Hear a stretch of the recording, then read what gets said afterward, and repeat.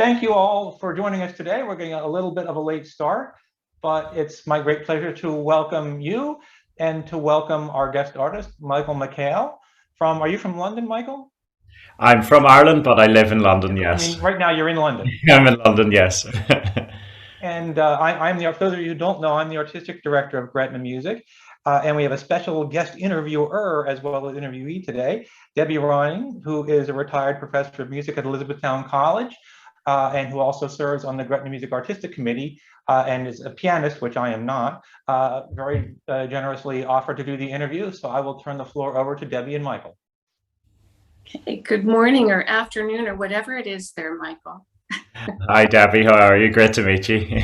Nice to meet you too. I said I put on my green. I forgot. I thought today was St. Patrick's Day, but it's Oh, really nearly.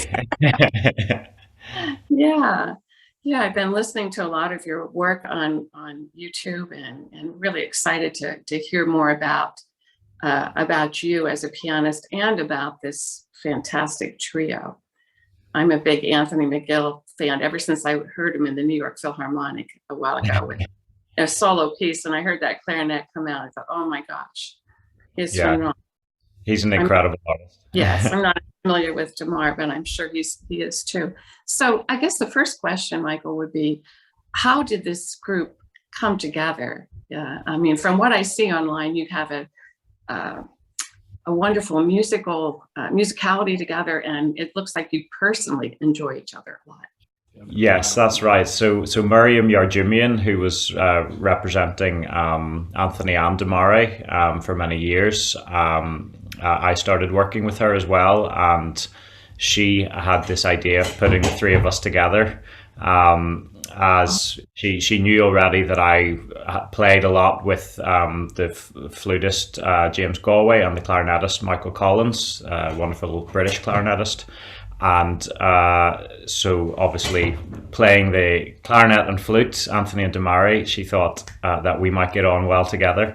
And also it was a great opportunity for Anthony and Damare to work together as brothers, obviously having played so much as kids, but then of course they're both so busy doing all their own things, playing in different orchestras and ensembles and as soloists. So yeah, she basically suggested to them that if they would like to work with me on a few concerts. We did a residency together in Bowling Green University in Ohio, and we just got on like a house on fire, and it was just so much fun playing the concert. We were each doing master classes and all kinds of other events, and yeah, I just had such a great time hanging out with them as well as making music with them, and we've been playing together ever since. Is Jerome Rose still at Bowling Green by any chance? Gosh, I can't remember. That was a few years ago now, so you're putting me on the spot. But it was a great film. Yeah. Exciting. Well, for those of you that may have not read about the McGill brothers, Anthony is the first clarinetist of the New York Philharmonic, which is quite a feat in itself. And Damar is, I believe, the principal flautist of the Seattle Symphony. That's right. Yeah, previously Dallas Symphony. Yes. So, and I believe that the McGills grew up in the Seattle area, perhaps. And there's some association, or actually, yeah, they grew up in the south side of Chicago. Chicago. Okay. Yeah, and then Anthony has lived in New York for a long time, because before the New York Philharmonic, he was principal clarinet in the Metropolitan Opera Orchestra. Okay. You're getting a lot of the world-class clarinetists to play with. Let's have that opportunity. Oh my goodness. Yeah, I'm very lucky. How do you pick your repertoire? I have played in different trios with different instrumentations, and one challenge is always when you go away from the traditional piano, cello, violin trio to find interesting and really really meaningful repertoire. So can you explain a little bit about that? Yeah, well, in a way, there is such a small repertoire for the trio that of instruments that we play, flute, clarinet, piano, that in a way we viewed it almost as a challenge and an opportunity to kind of explore new repertoire avenues, if you like. So we've played a lot of the kind of better known works that were written, a lot of them 20th century, of course. For the combination, like the Schoenfeld Trio and the Connaissant Techno Parade and pieces like this, which are actually performed quite a lot at chamber music festivals and that kind of thing. So we did this repertoire, but we also then have commissioned composers to write us new works as well, and also I've done some arrangements myself for the combination. So it's a kind of an opportunity to almost create our own repertoire as well as exploring the existing repertoire, which has been really fun. Ah, interesting. There's a Schoenfeld, Paul Schoenfeld. Yes, yeah. I know the cafe music, which is delightful, but I don't know. Yeah. He's written a lot of fantastic chamber music, and this trio is a real riot. It's each movement is inspired by a dance. The first one is Charleston, the second one is a hunter rag, and the third one is a jig. Oh, that sounds like really fun to play and fun to listen to. Absolutely. I would imagine you enjoy playing contemporary repertoire. You've probably commissioned some pieces. Yes, so we did a commission for the 92nd Street Y in New York, which was a joint commission with Chamber Music America. We commissioned the wonderful composer Tyshawn Sorey, who wrote us an extensive new work, which we premiered in December 2019. And then also we've kind of asked composer friends of ours. So Anthony has worked a lot with Chris Rogerson from I think Philadelphia. He rearranged a piece of his Official Rise, which was originally written for violin, cello, and piano, and he did a special arrangement for us at Anthony's request for our trio, and it works really, really beautifully. We're really delighted with it. And then I also asked an Irish composer friend of mine, Philip Hammond, to rearrange a piece that he wrote for me and James and Jeannie Galway, to rearrange that for flute, clarinet, and piano. And again, we're really happy with how that one works. So some of these we've recorded on our first album that we made years back in Chicago, and then we often play a lot of these works in concert as well, which it's really fun to kind of keep performing music that we've kind of almost initiated ourselves through contact with composers. Yes. I thought I saw work online about Langston Hughes, and is that correct? Yeah. Right. Yeah, that's actually the work, the kind of the biggest, most substantial work on our album, and that we often play in concert. And it's by the wonderfully talented composer and flutist Valerie Coleman. And she has taken inspiration from Langston Hughes' poetry and written this work called Portraits of Langston, which is a multi-movement work, and each one has a short poem or text associated with each movement. And we got the incredible double Oscar-winning actor Mahershala Ali to read out the narrations when we recorded it, which was pretty exciting. And often when we've done it in concert, we've had a narrator. And we did a residency in the university in Kentucky a couple of years back, and lots of different young African-American students from one of their special programs in the university. Each of them read a different text, and it was really, really, really wonderful. And always the audience adore the piece because it's just so effective in concert. Which leads me to the next question. Do you know what your repertoire will be for this summer? Have you chosen that? Well, we'll certainly be playing. So if anyone wants a sneak preview of some of what we'll be playing, the album that we recorded, a lot of these works feature on that. So yeah, you can check that out in advance if you want a sneak preview of some of the music we'll be playing, and we might have a couple of surprises up our sleeves as well. Sometimes the concerts are accompanied by some insect sounds and outdoor sounds that can be very nice.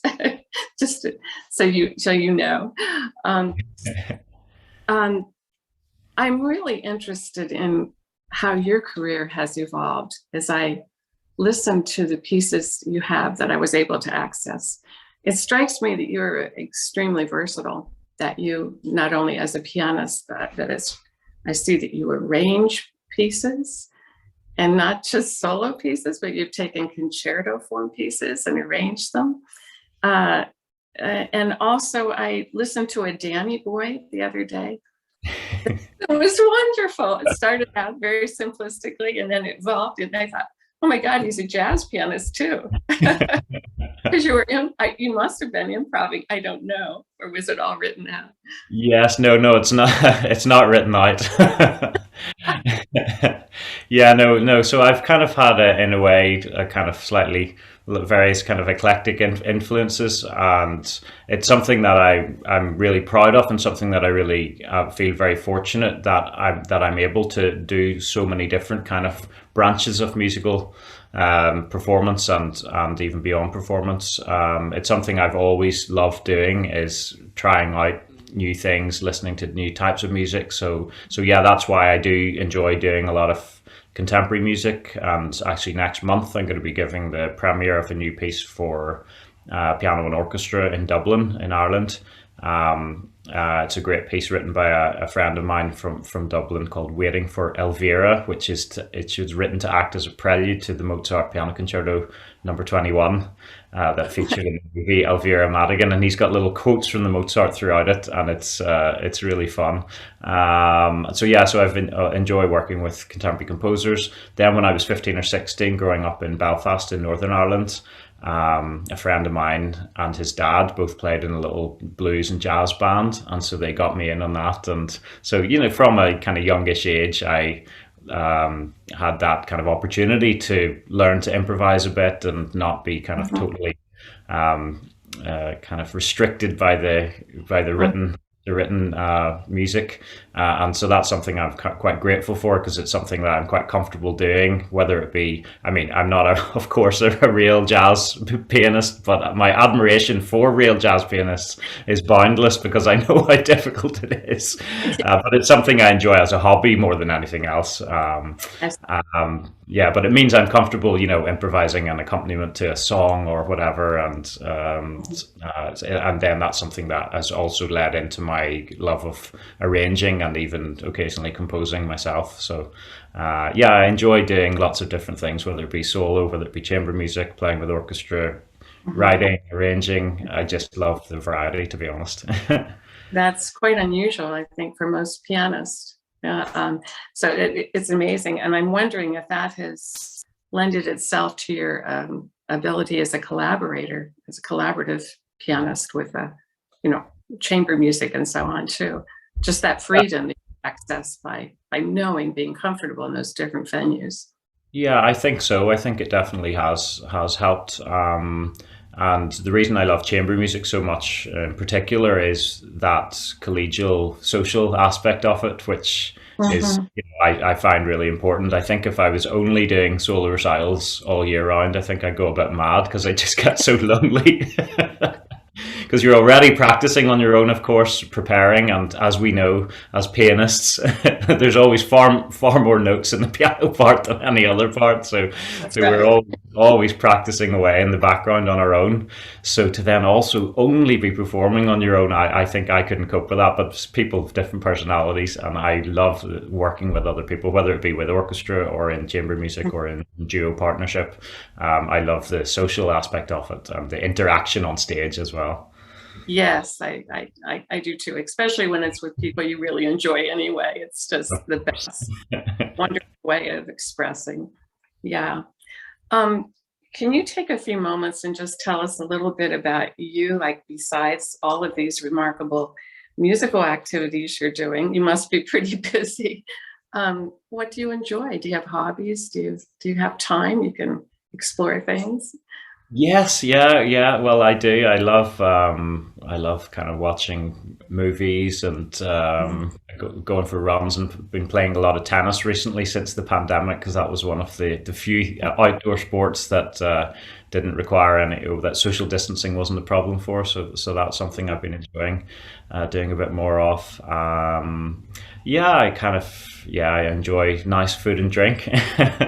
I don't think I'm particularly of much of an outlier in that regard, but that's something I definitely enjoy, and particularly being lucky enough to have the opportunity to travel the world, which we all do, as musicians, which is a real privilege. I've had some great experiences, kind of in different cultures, different parts of the world, and kind of enjoying the various food and drink. So that's something that's always been a particular privilege, and a bit something that I've always particularly enjoyed. Sure. And I'm sure it's good to be back in an active performing schedule again since restrictions have been eased. That was probably a really tough time. Lots of practicing, huh? Yeah, absolutely. But also Right. relaxing. It was a great opportunity in a way to kind of switch off from adrenaline for a while, which Yeah. I hadn't done for many years. I see. Do you also teach? Yes, since 2018, I've been teaching in part-time in a school in Ireland, in the south of Ireland, in Cork.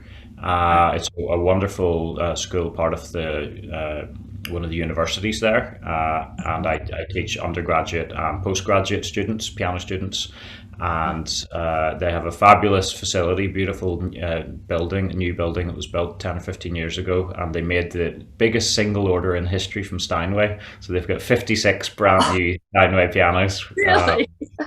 I always enjoy every time I fly over and do my teaching over there, but just because the facilities and the pianos are so wonderful, so that's a real treat, and I've got lots of lovely students there, which I enjoy working with, and it's something that I always thought that I would get into, when I got a little older, and then the head of keyboard there, I was over doing some concerts in Cork, and she suggested, would you be interested in applying? There's a position coming up. So I thought, well, if I'm not going to do it now, when am I? And now I'm very glad, because during the pandemic, I was able to keep teaching on Zoom, and Yeah. I was able Yeah. to kind of give my week a bit of structure. And so Yeah. it's been a great experience.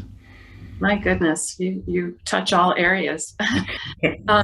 Debbie? One more question. As I Yeah, was thinking perfect. about your, I was just going to say, we have time for one more question, and then we're going to throw okay, the floor open for general Q&A. If anyone has a question they'd like to ask Michael, if you can raise your hand at the bottom of the Zoom, or if you're shy, you can type it in the chat box and we can relay it to Michael. But go ahead, and I'm sorry, Debbie, sorry to interrupt you.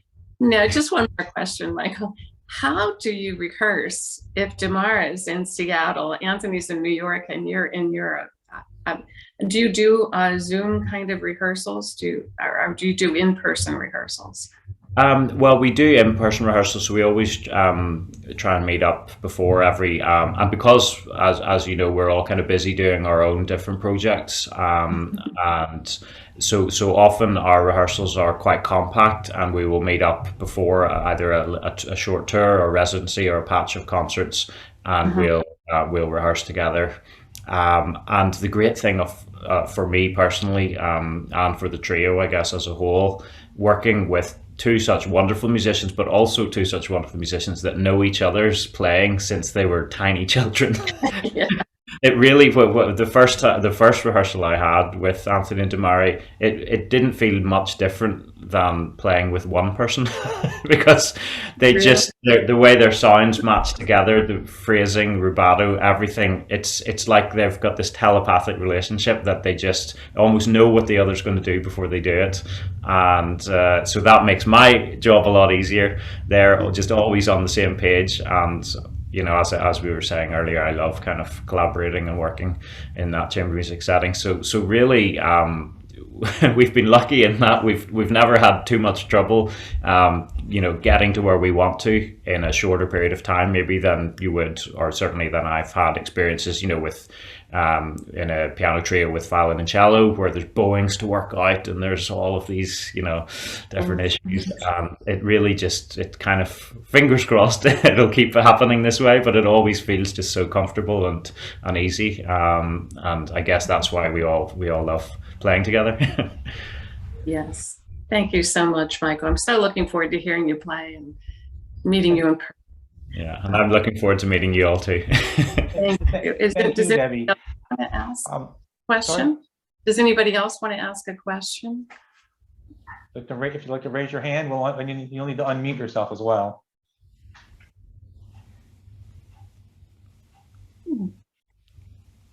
Everyone's very very shy. You can type it in the chat, and we can ask it for you.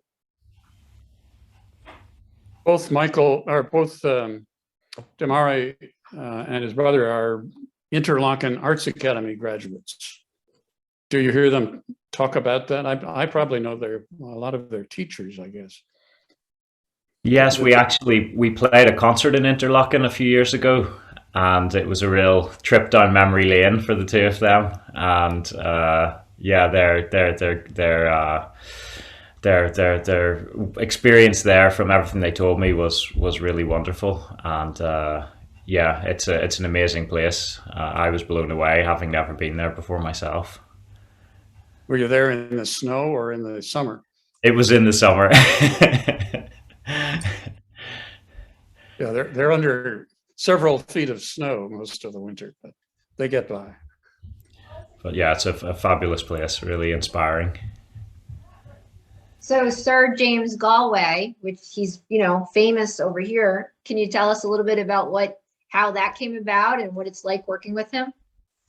Yeah, so I've been playing with Jimmy for, gosh, maybe nearly 15 years now. Although I don't know how much more playing he's going to be doing, because he's into his 80s now.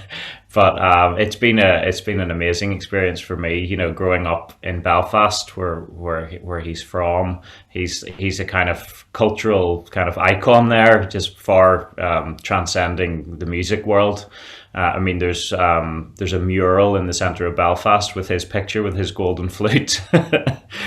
So he's just a kind of larger than life character there, and so obviously I knew of him as most people did growing up, and so it was actually a friend of mine from youth orchestra, because I used to play the cello in youth orchestra for 10 years as well, and the flute player in the orchestra knew James well and studied with him a bit, and always would meet up with him for lunch in London. And anyway, Jimmy was overdoing I think the Mozart Flute and Harp with the LSO in London, and I was a music student there at the time in the Royal Academy of Music, and he needed someone at short notice to play the piano with him for a little radio promo for the concert for the BBC. And so my friend Gareth happened to be with him when he got the email or whatever about it, and he said, "You have to use my friend Michael, you won't regret it." So I got this call on my phone with a little preemptive text from my friend Gareth warning me what was coming, and it's like, "Hello, this is Jimmy Galway here. I hear you play the piano." And so we did the thing for the BBC, and his car didn't turn up at his hotel, so we actually went live on air on national radio without even one rehearsal. He had brought the music with him, and I was sight reading it on the radio. Luckily I had a good page turner, because I actually genuinely didn't know what was on the next page. Then a listener called in during the show, because it was just before Christmas, and I had the year before done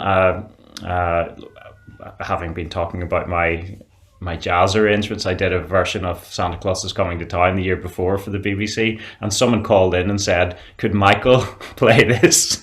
This is live on the radio." So I was meant to be the accompanist, and I was getting requests live on air, and so I started playing it, and then Jimmy joined in, and then he turned it into Rudolph the Red-Nosed Reindeer, and then I went along with that, and there was a kind of radio theatre audience for the broadcast, and they were all in stitches. So we got on like a house on fire as well.